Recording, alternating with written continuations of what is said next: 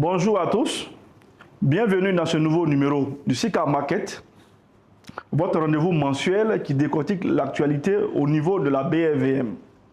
N'hésitez pas à nous suivre et à vous abonner à notre page YouTube SICA Finance TV ainsi qu'à l'ensemble de nos réseaux sociaux. Au sommaire de ce numéro, dans la rubrique Allo SICA, nous vous expliquons simplement ce que c'est une OPV ou une introduction en bourse, un terme incontournable du marché financier. Ensuite, cap sur la rubrique Tour du marché pour décrypter les performances de la BRVM au cours du mois de juillet. Et pour terminer, dans Meeting With, nous recevons Myriam Ouattara, directrice générale de Bridge Securities, pour un échange exclusif. Mais sans plus attendre, place à notre première rubrique Allo SICA.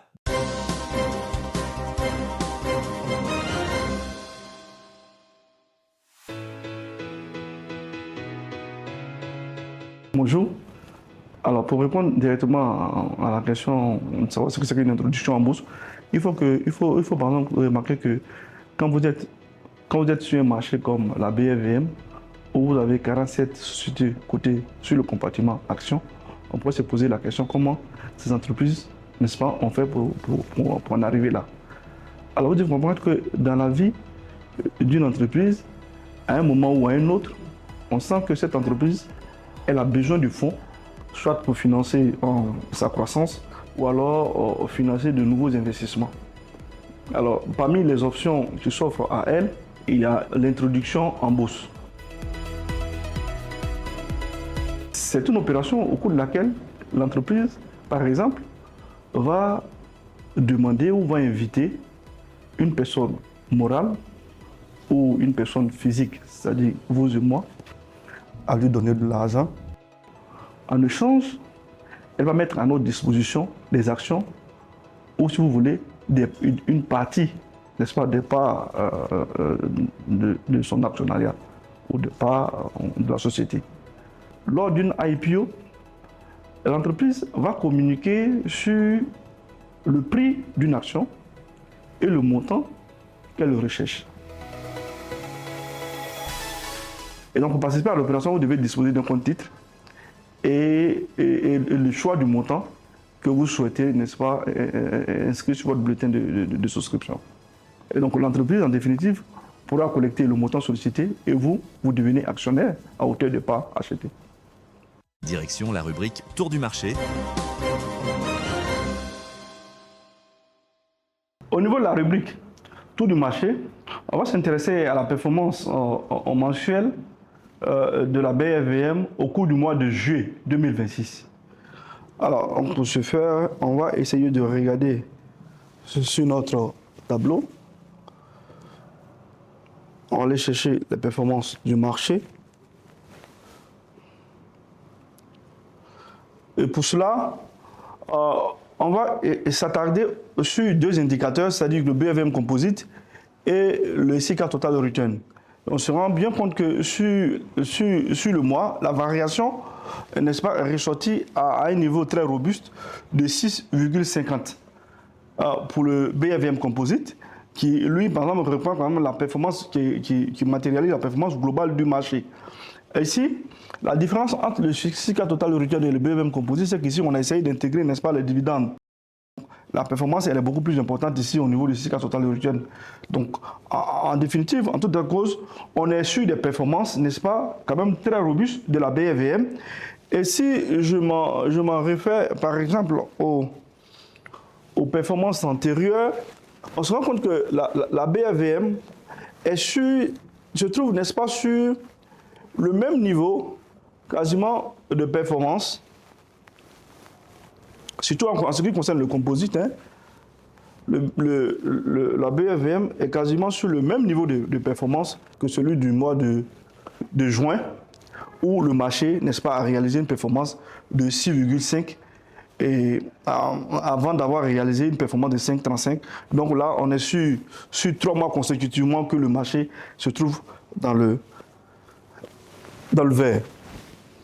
Alors, quelles sont les valeurs qui ont tiré profit de cette conjoncture au niveau de la BRVM? Pour cela, on va regarder le top 3, n'est-ce pas, de plus forte progression de cours. Et donc, quand on essaie de s'y attarder avec les performances global que je vais montrer au niveau du BFM Composite et des Sika Total Return, on se rend compte aussi qu'on est dans un marché qui est quand même globalement dans le vert, avec des performances, n'est-ce pas, renforcées sur des titres comme ATI, 65% de gains, SICO 39% et BIIC de 29%. Donc, on se dirait que tout est rose dans ce marché. Malheureusement, il y a certaines valeurs, n'est-ce pas, qui ont quand même réussi à finir dans le rouge. Donc, au nombre desquelles on peut par exemple retrouver CETAO, SICABLE et SMB. CETAO bénéficie encore de perspectives, je pense, favorables au niveau du marché. Sauf que l'entreprise subit une contraction, qui peut s'apparenter à une correction, après avoir engagé plusieurs mois de hausse. SICABLE, je pense que SICABLE est un peu sanctionné par le marché en raison d'un premier trimestre qui n'aurait pas été abouti. Et SMB également, qui, n'est-ce pas, après avoir réalisé un excellent exercice en 2025, marqué par une progression de son résultat net de 50%, là aussi fait face, n'est-ce pas, à une certaine prise de bénéfices de la part de certains investisseurs qui pourraient expliquer la baisse. Sans transition aucune, si on veut aborder les perspectives, on dirait que les perspectives à la BFVM, elles sont favorables. Les perspectives sont favorables pour le marché.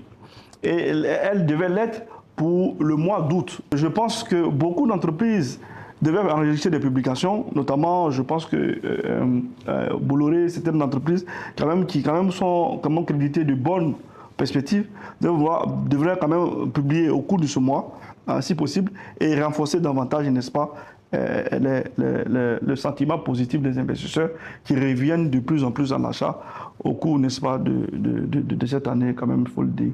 Et maintenant, place à la rubrique Meeting With. Pour cet épisode de Meeting With, nous recevons Mme Myriam Ouattara, directrice générale de Bridge Securities. Bonjour Myriam. Bonjour docteur. Comment vous allez? Très bien, merci. Alors, au niveau des SGI, on a constaté que souvent on a des délais très longs pour l'ouverture des comptes titres. À quoi attribuez-vous ces délais longs?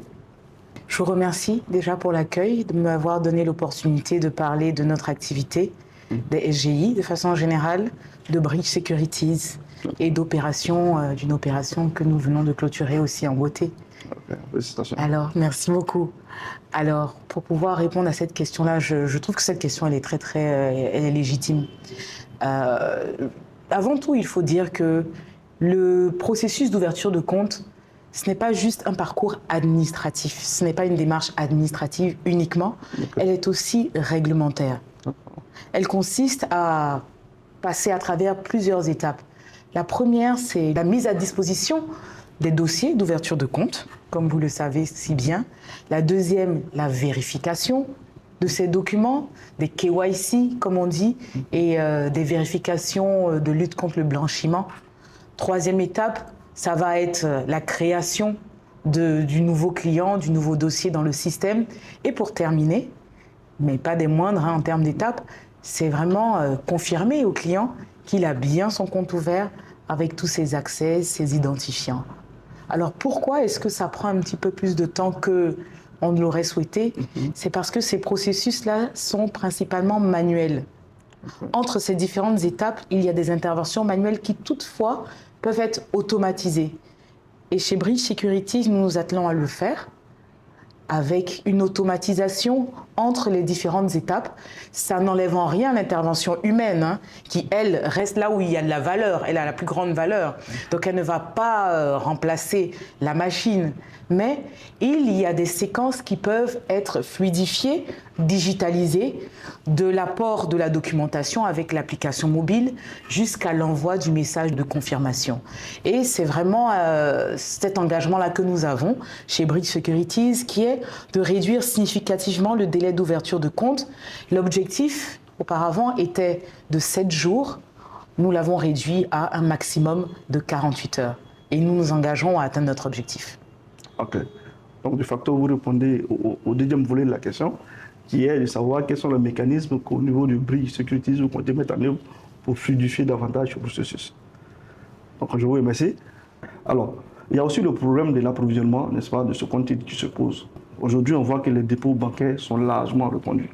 Est-ce qu'au niveau du Bridge Securities, il y a un mécanisme aujourd'hui qui est mis en place pour essayer de trouver une autre alternative autre que, n'est-ce pas, les dépôts bancaires? Vous me donnez une belle opportunité de parler d'une plateforme que nous souhaitons devenir une référence dans les prochains mois. Alors, le dépôt en espèces sur le réseau bancaire est la forme d'approvisionnement de compte titres la plus répandue. C'est la forme historique. Nous ne pourrons pas la retirer, mais toutefois, elle reste très consommatrice d'énergie et de temps. Elle implique se déplacer, elle implique faire la queue. Ça peut être celle qui est la moins efficace. Aujourd'hui, il y a effectivement des méthodes qui sont beaucoup moins chronophages, beaucoup plus pratiques, telles que le chèque, je dirais, qui peut être fait à l'ordre de Bridge Securities. Il y a les virements bancaires.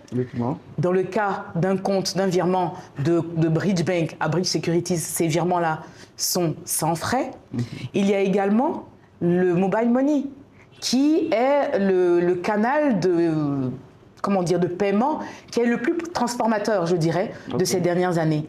Mais pour aller plus loin, je parlerai de la plateforme PSPI pour certains. De la BCAO? Absolument. Okay. Voilà, qui va encore plus loin donc, que le mobile money, parce qu'il utilise ce canal déjà très très transformateur pour généraliser cette facilité-là, cette accessibilité-là au paiement facile.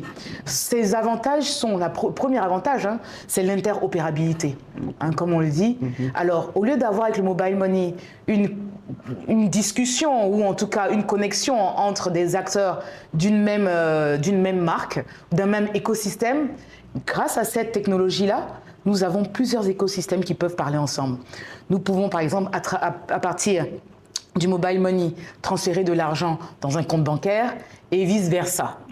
Et même entre opérateurs de mobile money, les transferts peuvent également se faire. Donc interopérabilité, grand avantage. Deuxième avantage, c'est la traçabilité. Pour nous, SGI ou opérateurs du marché, c'est important de savoir d'où vient cet argent-là. Et cette technologie PSPI nous permet d'identifier très facilement la provenance de ces fonds. Troisième point, c'est la sécurité. Vu que cette plateforme-là, elle a été faite avec la rigueur, avec les exigences les plus optimales de la BCAO, c'est un outil qui est très très rassurant donc à employer d'un point de vue sécuritaire et conformité, et donc que nous employons donc à devenir la référence en termes de moyens de paiement chez Bridge Securities dans les prochains mois. Donc nous vous proposons donc d'utiliser notre alias que nous avons nommé Kwasi, qui est disponible sur notre site internet et nos réseaux sociaux. Vous êtes en mesure donc de transférer, d'approvisionner votre compte titre en utilisant cet alias-là. Madame la DG, on constate que dans notre zone, la plupart des SGI sont adossés à des groupes bancaires. Et malgré ce constat, on voit que la plupart des épargnants peuvent très souvent appartenir à des SGI différentes de leur banque d'origine. Donc cela, n'est-ce pas, matérialise une sorte de manque de synergie entre, n'est-ce pas, très souvent les conseillers bancaires et les conseillers au niveau, n'est-ce pas, du marché financier. Comment, à votre niveau, vous pouvez expliquer ce manque de synergie? C'est une question très, très pertinente. Il y a plusieurs freins à cette synergie-là. Le premier frein, il est réglementaire. Parce que ces deux entités, SGI et Banque commerciale, sont régies par des organes qui sont différents. La Banque commerciale par la BCAO et la SGI par l'Autorité des marchés financiers de l'UMOA. Ce qui veut dire qu'un conseiller bancaire n'est pas habilité à vendre des produits du marché financier. Il faut donc, dans un groupe ou dans un groupe bancaire, trouver des moyens donc de surmonter un peu ou de dépasser un petit peu ce frein-là. Chez Bridge, en tout cas, c'est un sujet qui a été largement échangé. Nous avons aujourd'hui des entités qui sont amenées à parler ensemble. Une culture de groupe, une culture d'entreprise qui permet à la banque commerciale et à la SGI de communiquer. De façon pratique, la SGI a des commerciaux qui sont présents dans les agences et qui viennent en appui des agents dans la banque commerciale. Ainsi, lorsqu'un client vient à la banque et qu'il manifeste un intérêt pour des produits d'investissement, le chargé d'affaires les redirige vers le commercial spécialisé en produits boursiers afin qu'il puisse lui donner au client beaucoup plus d'informations sur le produit d'investissement et satisfaire ainsi son besoin. Voilà. Donc c'est de cette façon-là que nous avons été en mesure de dépasser ce frein-là et de renforcer donc les synergies entre nos différents agents commerciaux. Et nous allons même au-delà de cela. En développant actuellement, nous allons faire le lancement bientôt d'une application qui va être vraiment l'aboutissement naturel de tout ce travail d'équipe de groupe-là qui a été fait. Cette plateforme-là, elle va permettre à un client d'avoir accès à tous ces services financiers Bridge, sans avoir à passer, à jongler d'une plateforme à une autre, vous voyez. Donc ça va permettre au client de gagner en temps et aussi de pouvoir évaluer son portefeuille global financier qui est géré par le groupe Bridge. Okay. Et à mon avis, ça va être vraiment une solution winner, cette application qui va être présentée comme étant un one-stop shop et bien être un bon ambassadeur de notre banque intégrée qui est le groupe Bridge. Okay. Ça tombe bien. La banque à laquelle votre EG appartient vient de réussir, n'est-ce pas, je vais dire, une opération rare sur le marché, c'est-à-dire une IPO qui a été largement souscrite en moins de 24 heures. Étiez-vous préparé à un tel succès? Je vous remercie pour la question. Cette réussite, comme vous l'avez si bien qualifiée, c'est vraiment le travail de l'équipe, le travail des équipes, des différentes parties. On parle des équipes de la SGI, des équipes de l'émetteur et des équipes du cédant qui ont maintenu une communication permanente, une collaboration étroite du début du montage du dossier jusqu'à la clôture de l'opération. Chacune de ces équipes-là a agi et a montré un engagement exceptionnel qui a vraiment mené à ce succès-là. Donc voici les facteurs de succès, comme je le dirais. Bravo, bravo. Est-ce qu'à la suite de ça, vous aurez un mot de fin? Mot de fin, c'est déjà merci SICA, l'équipe de SICA, pour cette invitation.